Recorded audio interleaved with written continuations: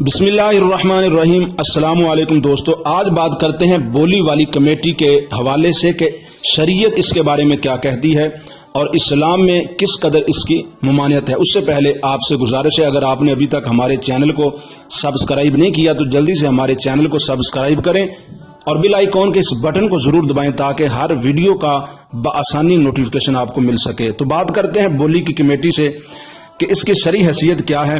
دوستو، لوگوں سے پوری رقم وصول کرنا اور پھر بولی بولنا کہ جو سب سے زیادہ اپنا حق چھوڑے اس کو کمیٹی مل جائے گی۔ مثلا 50,000 کی رقم میں سے 40,000 یا 35,000 یا 30,000 کی بولیاں لگیں تو کمیٹی والوں نے 30,000 بولی والے کو پہلی کمیٹی دے دی، جبکہ اس سے وصولی 50,000 کی ہوگی۔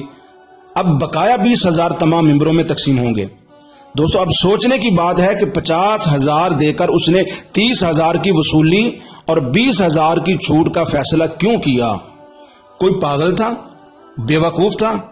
ہرگز نہیں۔ اس نے مثلا اپنی بیٹی کی شادی کرنا تھی یا کوئی اور مجبوری تھی وغیرہ وغیرہ۔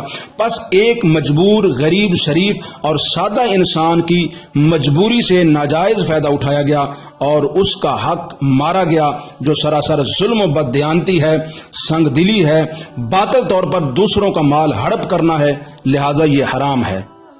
اللہ رب العزت نے قرآن مجید میں ارشاد فرمایا سورۃ النساء میں، یا ایھا الذین آمنوا لا تأکلوا اموالکم بینکم بالباطل، اے ایمان والو تم ایک دوسرے کا مال آپس میں ناحق طریقے سے نہ کھاؤ۔